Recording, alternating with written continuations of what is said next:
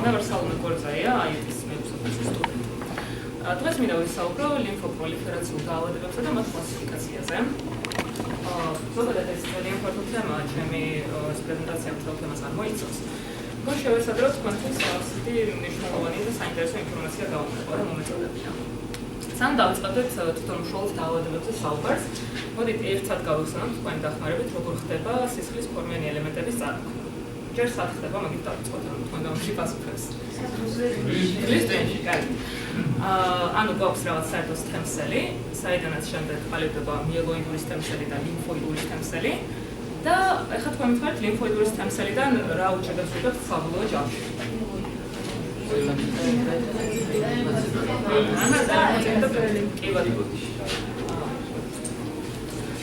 და მიელოიდური სტემსელებიდან უკვე დანარჩენებს, ხო? ანუ ეს ერითროციტები, თრომბოციტები და გრანულოციტები. დღეს ჩვენ ვისაუბრებთ აი ამ ხასიათით, მარცხენას. და ვისაუბრებთ ლიმფოციტების ტრანსფორმაციით წარმოქმნილ სიმსივნურ პროცესებზე. ზოგადად ეს ლიმფოპროლიფერაციული დაავადებები შეიძლება დავყოთ სამ ტიპად. ანუ გვაქვს ლეიკემიები, გვაქვს ლიმფომები და არის ბოლოს მიელომები. ადრე ისმოდა კითხვა, ანუ რა განსხვავება არის ლეიკემიას და ლიმფომას შორის. იმიტომ რომ ლეიკემიას და ლიმფომას ორივე წარმოქმნილი არის ლიმფოციტის ტრანსფორმაციით. და დღესდღეობით ანუ წარმოქმნა ასეთი განსაზღვრება, რომ ლეიკემია ეს არის სიმსივნური პროცესი, რომლის დროსაც ეს ტრანსფორმირებული ნიჟადები მოიცავს როგორც პერიფერულ სისხლს, ასევე მოიცავს ცვლის ტვინსაც. და რაც შეეხება ლიმფომას, ლიმფომა ეს არის სიმსივნური მასა, რომელიც გვაქვს სოლულში, და ანუ ეს ლიმფომაც წარმოქმნილი არის ლიმფოციტური ტრანსფორმაციით. მაგრამ დღესდღეობით ლეიკემიას და ლიმფომას შორის ეს განსხვავებელი ხაზი არის ცოტა ფერმტული. იმიტომ რომ ხშირად ლეიკემიამ შეიძლება მოხდეს ლიმფომის სურათი, იმიტომ რომ წარმოიდგინეთ, ანუ პერიფერულ სისხლში გვაქვს ეს ტრანსფორმირებული ლიმფოციტები, რომელმაც შეიძლება რაიმე ორგანოს ინფილტრაცია გააკეთოს და იქ ჩამოაყალიბოს მასა და მოხდეს ლიმფომის სურათი და პირიქით შეიძლება ლიმფომამ მოხდეს ლეიკემიის სურათი. იმიტომ რომ სოლულში გვაქვს რაღაცა მასა, შეიძლება უხეშად ვთქვა, მოიხსნას ეს უჯრედები პერიფერულ სისხლში და შემდეგ მოიცვას ცვლის ტვინიც. ანუ ამის ძალიან კარგი მაგალითი არის ქრონიკული ლიმფოციტური ლეიკემია და წვრილუჯრედოვანი ლიმფომა. ამიტომ ამას ცოტა მოგვიანებით გავხსნა უფრო დეტალურად. ეხლა მინდა გავუყვეთ ლიმფოიდურ ლეიკემიას. ლიმფოიდური ლეიკემიები შეიძლება იყოს წვავედ მიმდინარე, ანუ წვავედ ლიმფობლასტური ლეიკემიები, ან კიდევ ქრონიკული ლიმფოციტური ლეიკემიები. ანუ თქვენ მეგონი გავლილი გაქვთ ეს უჯრედების ეტაპები, ანუ თავიდან გვაქვს ლიმფობლასტები, ანუ სალომე ცოტა ხმა მაქვს. ახალგაზრდა უჯრედები და ლიმფოციტები შედარებით ცოტა ხანდაზმული უჯრედები. ეხლა რა ვიღოთ ეს მწვავე ლიმფობლასტური ლეიკემია და გავუყვეთ ამას. მწვავე ლიმფობლასტური ლეიკემია შეიძლება წარმოქმნილ ლიმფოციტების ტრანსფორმაციით რაც ჩანს და ცოტა 90% შემთხვევაში ლიმფოციტების ტრანსფორმაციით მიღებული და შეიძლება იყოს ლიმფოციტების ტრანსფორმაციით წარმოქმნილი. ეს დარჩენა 5% შემთხვევაში. ეხლა მე მგონი თქვენ უკვე იმუნოლოგიაში გავლილი გაქვთ ეს უჯრედის მომწიფების ეტაპები, ანუ გადიან სხვადასხვა ეტაპებს. და აი თუნდაც ეს ლიმფოციტები ვიღოთ არის early Fragi cells, მერე Fragi cells, mature B cells და ასე შემდეგ, ხო? და თითოეული ამ განვითარების ეტაპზე არის უჯრედის ეტაპებზე, ამ უჯრედის შიგნით რაიმე სპეციფიკური მარკერები ექსპრესირდება. და ამის საშუალებით შეგვიძლია დავადგინოთ რომელი განვითარების რომელი ეტაპიდან მოხდა სიმსივნური უჯრედების წარმოქმნა. აი მაგალითად ეს early Fragi cells რაც არის კაი, ანუ ეს TDT არის terminal deoxytransferase, ეს ზოგადად რო ვთქვათ ლიმფოციტების მომწიფებაში იღებს მონაწილეობას ეს ენზიმი, არის საშუალედიერი, ანუ რომელი MHC-ის წარმომადგენელია საშუალედიერი. MHC 2 კომპლექსი. ხო. და CD 19. ეხლა Fragi cells-ად შეეხება აქ იგივე მარკერები გვაქვს დამატებული არის CD20. და მომწიფებულ ლიმფოციტებში ეს TDT აღარ გვაქვს, იმიტომ რომ ფაქტურად შეასრულა თავისი როლი და მომწიფა ლიმფოციტები. ანუ როდესაც ხდება სიმსივნური, ანუ როგორ ვთქვა, ანუ ტრანსფორმაცია ხდება ლიმფოციტების, ანუ ერთი უჯრედის ტრანსფორმაცია ხდება და იქიდან წარმოქმნილი უჯრედები არის წარმოიდგინეთ ამ უჯრედის კლონი. ანუ ყველა მარკერი, რომელიც მის ზედაპირზე ექსპრესირდება, ანუ ამ უჯრედების ზედაპირზე, არის იდენტური იმ მარკერებისა, რომელიც იყო იმ პირვანდელ ტრანსფორმირებულ უჯრედზე. რაც შეეხება ტელიმფოციტის ზედაპირზეც გვაქვს ეს დამახასიათებელი მარკერები, CD5, CD3 და იმის მიხედვით ტექინ ერთად გვაქვს ტექინერთან, CD8, CD4. ეხლა მინდა გესაუბროთ თვითონ კლინიკურ გამოვლენებაზე, მაგრამ ცოტა საინტერესო რო გახდეს, შემოგთავაზებთ кейს. წარმოიდგინეთ თან ხართ ექიმები და თქვენთან მოდის აღლობილი მშობელი და მოყავს 4 წლის ბავშვი.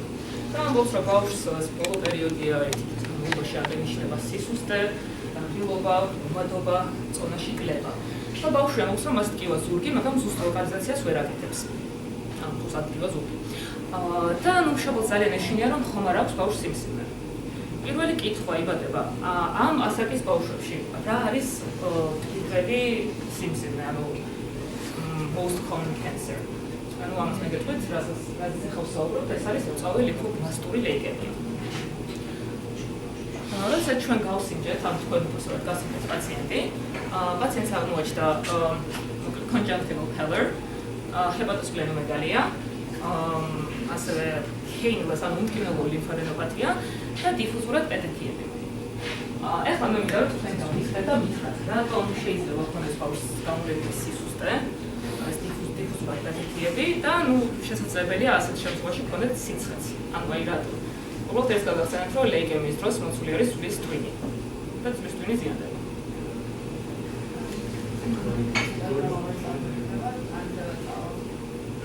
ცოტა ხომ მოგმითხარი?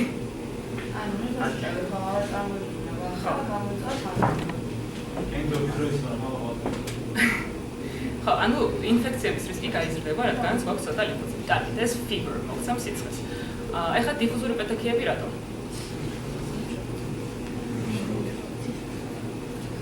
ანუ ძვლის ტვინში წარმოგვექნება კიდე თრომბოციტები. გვექნება თრომბოციტების ნაწილაკაც. და ეს მოგცემს დიფუზურ პეტექიებს. ანუ კოაგულაცია აღარ მოხდება, ხო? და პატარ-პატარა სისხლის შემცირებები წავა, ასე ვთქვათ. და რატომ შეიძლება იყოს კიდე სისუსტე? სისუსტე დამახასიათებელია ანემიისთვის, ესეც ვთქვათ. ანუ ძვლის წიწვოვში ითვლება ყველა ნორმალური უჯრედის წარმოშობა. ერითროციტების, ლეიკოციტების, თრომბოციტების.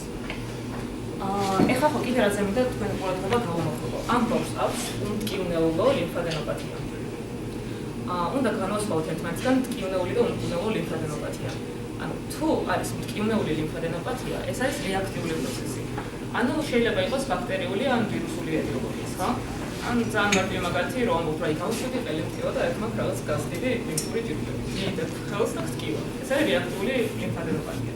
მაგრამ ზოგადად სიმსივნური პროცესებისთვის არის დამახასიათებელი უმტკივნეული ლიმფადენოპათია და ეს არის საკმაოდ მნიშვნელოვანი.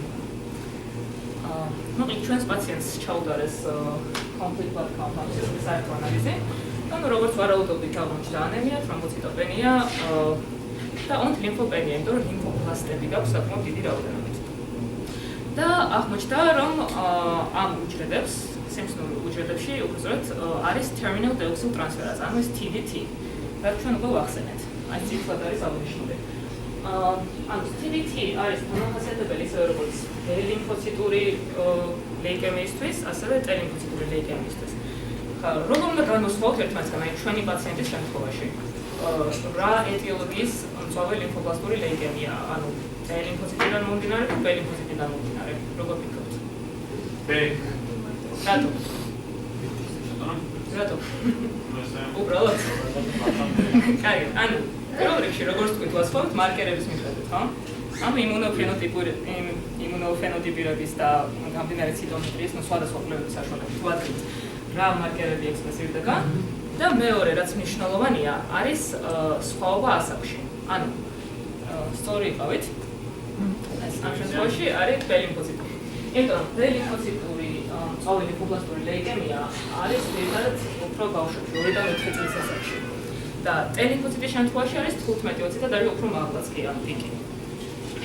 ანუ ჩვენ შემთხვევაში იყო ბ-ლიმფოციტური მწვავე ლიმფობლასტური ლეიკემია. ეხლა ძირითადად მიზეზი ამ სიმპტომის განვითარების არის ისევ გენეტიკის დონეზე დავდივართ, ქრომოსომული ტრანსლოკაციები. მე-12 და 21 ქრომოსომის უნიტებს შორის ხდება ტრანსლოკაცია და თუ ეს არის მიზეზი, მაშინ კარგი პროგნოზით ხასიათდება სიმსივნე, მაგრამ იშვიათ შემთხვევაში შეიძლება იყოს ტრისომიები, მე-4 მეათე და მე-17 ქრომოსომის. ახლა რაც შეეხება პროგნოზზე რო ვისაუბროთ. ანუ პროგნოზი არის კარგი იმ შემთხვევაში, თუ სიმსივნე ემართება ბავშვს 2-დან 10 წლის ასაკამდე და ძირითადად თუ მკურნალობას როდის დავიწყებთ, განკურნებადიც არის ეს დაავადება, მაგრამ ცუდი პროგნოზით ხასიათდება იმ შემთხვევაში, თუ ბავშვი არის ან 2 წლამდე, ან 10 წლის მაღლა, თუ არის ბიჭი და თუ დიაგნოზის დასმისას ლეიკოციტების რაოდენობა იყოს საკმაოდ მაგარი. ეს იყო მწვავე ლიმფობლასტური ლეიკემია და ეხლა მინდა გადავიდეთ ქრონიკულ ლიმფოციტური ლეიკემიაზე, რაც წერან გვახსენებ ერთი სიტყვით. ანუ როგორც თქვი, ლიმფომა და ლეიკემიას შორის ეს განსხვავებული ხაზი არის ხერხემალი და ამ შემთხვევაშიც ქრონიკულ ლიმფოციტურ ლეიკემიას და წვრილ უჯრედოვანი ანუ small lymphocytic lymphoma, ანუ წვრილ უჯრედოვანი ლიმფომა. ანუ დღესდღეობით მიიჩნევს ზოგი, რომ ეს არის ექსტრემალური დაავადების ორი სხვადასხვა ეტაპი, იმიტომ რომ ეს ორი დაავადება არაფრით არ განსხვავდება ერთმანეთისგან, არც მორფოლოგიურად, არც გენოტიპურად, არც ფენოტიპურად. ერთადერთი განსხვავებელი არის, თუ რამდენად არის მოცული პერიფერული სისხლი.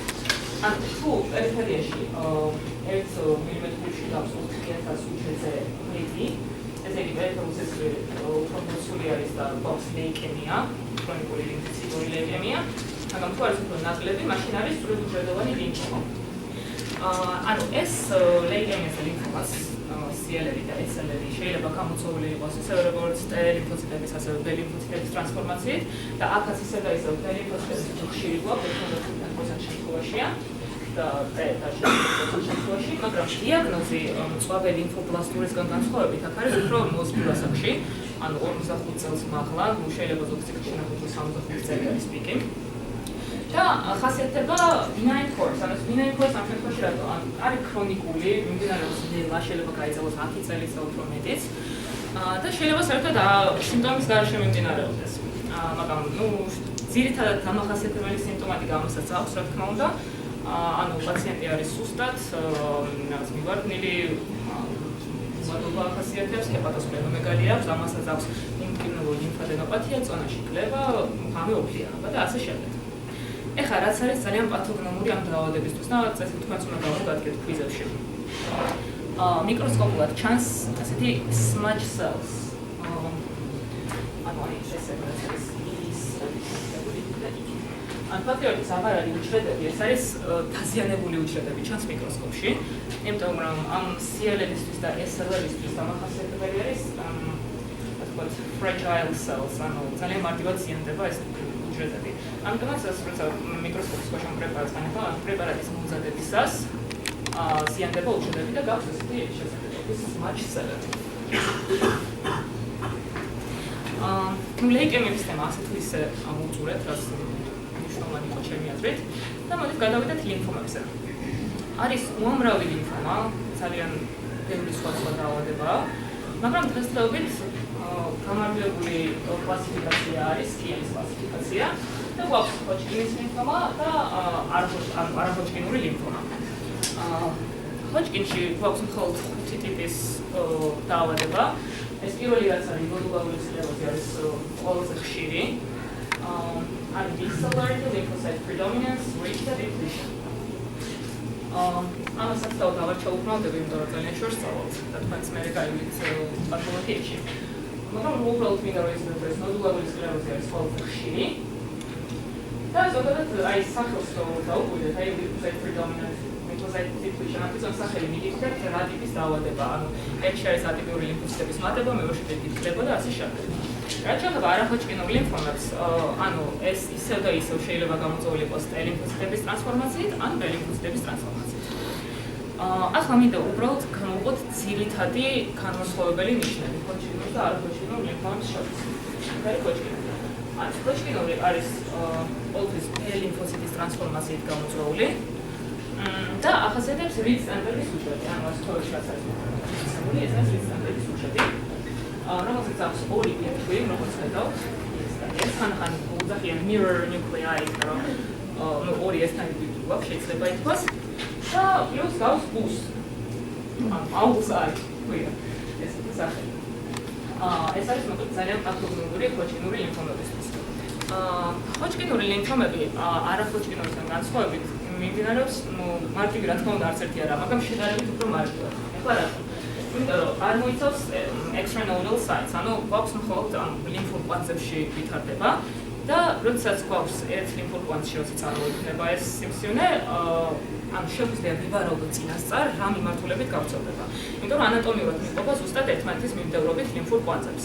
და ამიტომაც უფრო მარტივია მისი მკურნალობა, ასე რომ ვთქვათ. და პროგნოზიც არახოჯკინურისგან განსხვავებით უფრო კარგი აქვს. და რაც შეეხება არახოჯკინურ ლიმფომას ახლა, ანუ როგორც თქვით, ეს შეიძლება იყოს ისე როგორც B ლიმფოციტის ასევე T ლიმფოციტის ტრანსფორმაციით გამოწვეული, არ არის ლიცტენბერგის უჯრედები და უფრო რთულია, იმიტომ რომ მოიცავს ასევე extranodal sites, ანუ ლიმფური კვანძების გარდა სხვა ქსოვილებშიც ვრცელდება. და რა თქმა უნდა, მკურნალობა ამიტომაც უფრო რთულდება. არახოჯკინურ ლიმფომებში ყველაზე ხშირი არის ეს diffuse large B-cell lymphoma. და პროგნოზიც ცუდი აქვს ჰოჯკინურისგან განსხვავებით. აქ არის უბრალოდ ჩამონათვალი ამაზე ასაკო ჩერტები, უფრო ნახოთ, ანუ B ლიმფოციტური წარმოშობის არახოჯკინური ლიმფომები და T ლიმფოციტური წარმოშობის. და აქედან უბრალოდ თქვენს ყურადღებას გამომთვლებ ამ გულშის ლიმფომაზე, იმიტომ რომ ძალიან ხშირად შეხვდება და თავს მოგაბეზრებთ კვიზებში იმდენჯერ მოვეწყო. და უბრალოდ ორი აქ სლაიდი არ მქონია თურმე. კარგით. მაშინ ვნახოთ.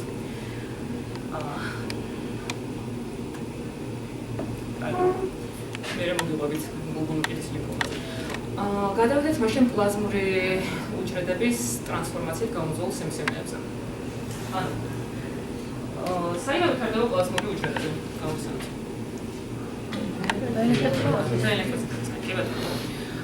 და რას გამოიმუშავებს პლაზმური უჯრედები? კარგით. ეხლა პლაზმური უჯრედების ტრანსფორმაციით გამოწვეული უამრავი დაავადება არსებობს აქაც, რა თქმა უნდა, მაგრამ ძირითადები გამოყავი ვალდესტონის მაკროგლობულინემია, heavy chain disease, cold agglutinin disease და multiple myeloma. აქედან multiple myeloma არის ყველაზე ხშირი და ამაზე უნდა დეტალურად მოგახსენებთ და დარჩენილ სამზე შედარებით მარტივად გეტყვით. ანუ ვალდესტონის მაკროგლობულინემიის დროს ეს პლაზმური უჯრედი, რომელმაც განიცადა ტრანსფორმაცია, არ არის ბოლომდე მომწიფებული და არის თითქოს გაჩერილი შუაში ეს პატარა ლიმფოციტს და mature, ანუ მომწიფებულ პლაზმურ უჯრედს შორის. და ამ ვალდესტონის მაკროგლობულინემიისთვის დამახასიათებელი არის ის, რომ პლაზმური უჯრედი გამოათავისუფლებს უამრავ იმუნოგლობულინ M-ს, ერთნაირ, ანუ პარაპროტეინებს. და ეს პერიფერული ცირკულაცია მდიდარი არის ამ იმუნოგლობულინ M-ით. რაც ამ დაავადებისთვის არის დამახასიათებელი არის ის, რომ პლაზმური უჯრედები აკეთებს ინფილტრაციას ცვლის ტვინის და აზიანებს ისე და ისე ცვლის ტვინს. ეს მოგცემს ანემიას, თრომბოციტოპენიას, ლეიკოპენიას, იმიტომ რომ ნორმალური უჯრედების წარმოქმნას თქუნავს. და რაც შეეხება ცირკულაციაში მყოფ პარაპროტეინებს, იმდენად ბევრი პარაპროტეინია, რომ სისხლის სიბლანტე იზრდება. სისხლი ხდება უფრო ბლანტი. ამიტომაც ძირითადი გამოვლინებები არის, ცირკულაციის დარღვევასთან დაკავშირებული, მაგალითად, თავის ტკივილი, თვალის ხვევას, lightheadedness, იმიტომ რომ ტვინში ცირკულაცია არის დარღვეული. შესაძლებელი იყოს მხედველობის პრობლემები, იმიტომ რომ თვალის სისხლმომარაგებაც მცირდება და ასე შემდეგ. რაც შეეხება მეორე დაავადებას, heavy chain disease, ანუ თქვენ იცით, რომ იმუნოგლობულინი შედგება ორი სხვადასხვა ჯაჭვისგან, ხო? დანაჯაჭვისგან, light და heavy chain-ისგან. და ამ დაავადების დროს პლაზმური უჯრედები, ეს არანორმალური პლაზმური უჯრედები ათავისუფლებს მხოლოდ heavy chain-ებს.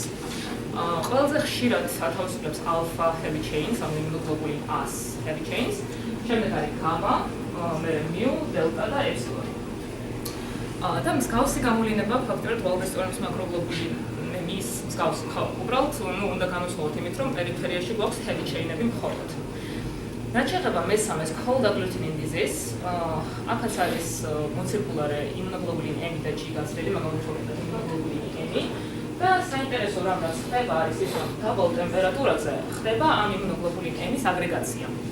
და წარმოიდგინეთ ეს აგრეგატი დაისობა რაღაც პატარა სისხლს აქვს და მოხსენს პატარ-პატარა იშემიურ უბნებს დაბალ ტემპერატურაზე. და რაც შეეხება ბოლოს ეს multiple myeloma. მრავლობითი myeloma. ესე იგი, მრავლობითი myeloma არის როგორც ვთქვით, ყველაზე ხშირი სიმსივნე პლაზმური უჯრედების ტრანსფორმაციით გამოწვეული. და მოდით გავუყვეთ ახლა, ანუ აქაც ისევ და ისევ წარმოიდგინეთ მოხდა პლაზმური უჯრედების გამრავლება ძვლის ტვინში და აქ ხდება ორი რამ. პირველი, რომ ეს პლაზმური უჯრედები იმდენად ბევრია ეს ძვლის ტვინში, რომ აწვება ცვალს და აზიანებს ცვალს ეგერთი. და მეორე, ის გამოიმუშავებს ისეთ ციტოკინებს და ასევე ისეთ ლიგანდებთან ურთიერთქმედებს, რომელიც აქტიურებს ოსტეოკლასტებს. რადგან ოსტეოკლასტებს აქტიურებს, შლის ცვალს. ანუ პირველ რიგში ეს ცვლის დაზიანება კარგად გამოიხატება ხერხემალში, ანუ 70% შემთხვევაში არის ხერხემლის პრობლემა. შემდეგ ribs, ანუ ნეკნები, თავის ქალა. ანუ აი ეს სურათი რაც არის X-ray არის ძალიან პათოლოგიური მრავლობითი myeloma. საერთოდ რაღაც ამოჭმული ვარიანტი არის, რომ punch down ასე ვთქვი ინგლისურად. ეხლა რაც დაგეხმარებათ ასევე კვიზებში კიდე გეტყვით, როგორ უნდა განასხვაოთ მიკროსკოპულად პლაზმური უჯრედის სხვა უჯრედებისგან. აი შეგიძლიათ ანუ ყოველთვის ჯგირთვი არის პერისელულარ გამხდომის პერიფერიაში. და შეიძლება მოგივათ კითხვა, ну სიტუაციაზე ეს multiple myeloma და გეკითხებათ ეს სურათი და გეკითხებიან რა რომელი უჯრედებისგან არის წარმოქმნილი.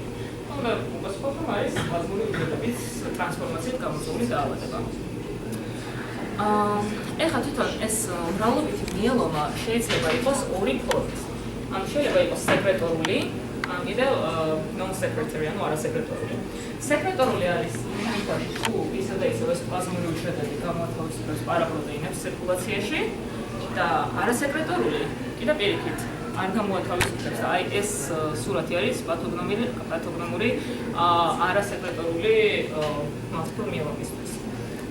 ანუ თვითონ ეს ვაკუოლები რაც არის, ამაში არის ის იმუნოგლობულინები, რომელიც უნდა გამოეშვა ცირკულაციაში, მაგრამ რაღაც ამოუცნობი მიზეზების გამო ვერ ხდება და ამიტომაც ქვია non-secretory multiple myeloma.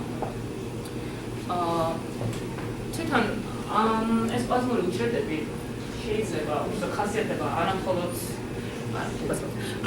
შეიძლება გამოათავისუფლოს ცირკულაციაში ისე როგორც იმუნოგლობულინი, ანუ heavy chain-ის და light chain-ისგან შექმნილი ნორმალური იმუნოგლობულინი, არამედ შესაძლებელია გამოათავისუფლოს მხოლოდ მისი light chain-ები. რომელი light chain-ები იცით? კაპა და ლამდა, მართალია. და ამ შემთხვევაში ძირითადად უფრო თავისუფლდება კაპა ვიდრე ლამდა. ანუ ცირკულაციაში გამოთავისუფლდება კაპა და ლამდა და ამ პროტეინებს განაცხადოთ Pence-Jones-ის პროტეინები. და მნიშვნელოვანი არის ის, ასევე დიაგნოსტიკისთვის, რომ ეს Pence-Jones-ის პროტეინები ჩვეულებრივად იჭუტრება ცირკულის გლომერულებში და გვაქვს შარკში. ამიტომაც ეწოდა ამას Pence-Jones-ის პროტეინურია, რაც დამახასიათებელი არის ამ დაავადებისთვის. და გარდა ამისა, ეს Pence-Jones-ის პროტეინები აზიანებს, ანუ ტოქსიური არის ცირკულის მშობლებისთვის და შეიძლება აი დროთა განმავლობაში გამოიწვიოს ცირკულის უკმარისობა. ამ ძირითადი ეს იყო ორი სიტყვას მინდა და ხო, ანუ ეს Pence-Jones-ის პროტეინების light chain-ები თვითონ სიხშირის მიხედვით, ანუ ყველაზე ხშირად არის იმუნოგლობულინის light chain-ი, მერე ACE, MSD და ES. დღეს ესე იგი ამაზე მინდოდა საუბარი თქვენთან, ანუ გამოვყავით სამი დაავადების ჯგუფი, ლეიკემია, ლიმფომა და პლაზმური უჯრედების ტრანსფორმაციის მიღებული დაავადებები და მე მგონი ეს საინტერესო და ყოფილიყო და თუ რამე გითხოვთ, შევსებო.